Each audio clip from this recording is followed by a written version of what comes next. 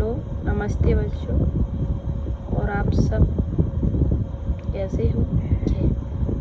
खैरियत ही होंगे। और मैंने आपसे कहा था कि मैं कल आपको आर्टिकल्स समझाऊँ, तो आज आर्टिकल्स का टॉपिक स्टार्ट करते हैं। और कोई भी चीज़ समझ में ना आए तो कमेंट करके अपना डिसीजन बता सकते हैं कि हमें यहाँ से कोई चीज़ समझ में नहीं आ रही है, और हम आपको उस चीज़ के डूबरी कराएंगे। जैसे आर्टिकल्स कितने प्रकार की होती हैं? 2 प्रकार की होती हैं। आगे समझ में? देखो, 2 प्रकार की ये है आर्टिकल्स 2 प्रकार के हो गए। एक इंडेफिनेट आर्टिकल्स होता है और एक डेफिनेट होता है। तो इंडेफिनेट आर्टिकल्स में द आता है और डेफिनेट आर्टिकल्स में क्या आता है? ए और एन। ठीक है। और इसको समझने से पहले आपको नाउन का ज्ञान होना जरूरी है, क्योंकि नाउन के अलावा आप इसको नहीं कर सकते। जैसे तो हम आपको थोड़ा बहुत नाउन का ज्ञान कराते हैं, लेकिन नाउन टॉपिक है ना, उसको हम बाद में कंप्लीट कराएंगे। जैसे नाउन को क्या बोलते हैं? संज्ञा। तो वैसे नाउन कितने प्रकार की होती है? 2 प्रकार की। जैसे एक फर्स्ट होती है काउंटेबल नाउन। काउंटेबल का मतलब होता है गिनना, जिसको अपन गिन सकते हैं।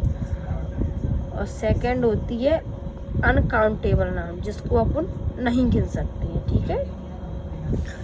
तो ये है काउंटेबल नाउन। काउंटेबल नाउन में क्या क्या आता है? एक तो आता है सिंगुलर नंबर और एक आता है प्लूरल नंबर। सिंगुलर का मतलब होता है एक वचन और प्लूरल का मतलब होता है बहुवचन। आ गया समझ में? जैसे पेन एक पेन है, सिंगुलर में आ गया, लेकिन प्लूरल बनाएंगे तो पेन यानी बहुत सारी पेन। जैसे चेयर यानी एक कुर्सी हो गई, चेयर्स यानी बहुत सारी हो गई। जैसे एप्पल का क्या हो जाएगा? एप्पल्स। ठीक है, यहाँ तक समझ में आ गया आप लोगों को। जैसे अम्ब्रेला का क्या हो जाएगा? अम्ब्रेलास। आ गया समझ में? मतलब काउंटेबल नाउन का जिसको अपन गिन सकते हैं। इस सिंगुलर यानी एक वचन को भी अपन गिन सकते हैं, और प्लूरल यानी बहुवचन, उसको भी गिन सकते हैं। कोई एक चीज़ है उसको भी गिना जाएगा, और एक से अधिक है तो हम उसको भी गिन सकते हैं। तो आपको काउंटेबल नाउन अच्छे से समझ में आ गई। अब आ जाओ अनकाउंटेबल नाउन। अनकाउंटेबल नाउन का मतलब होता है जिसको अपन नहीं गिन सकते हैं। ठीक है।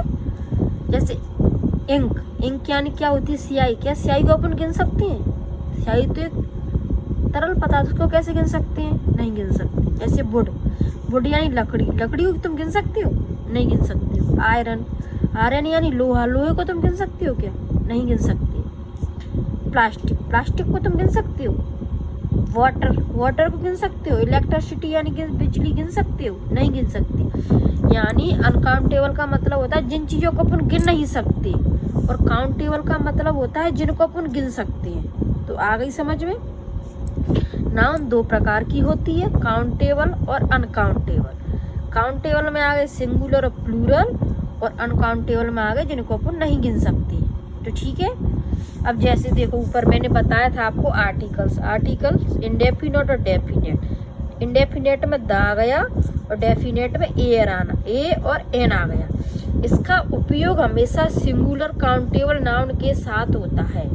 यानी ए और एन है ना, वो किसके साथ प्रयोग होंगे? सिंगुलर नाउन के साथ। ठीक है।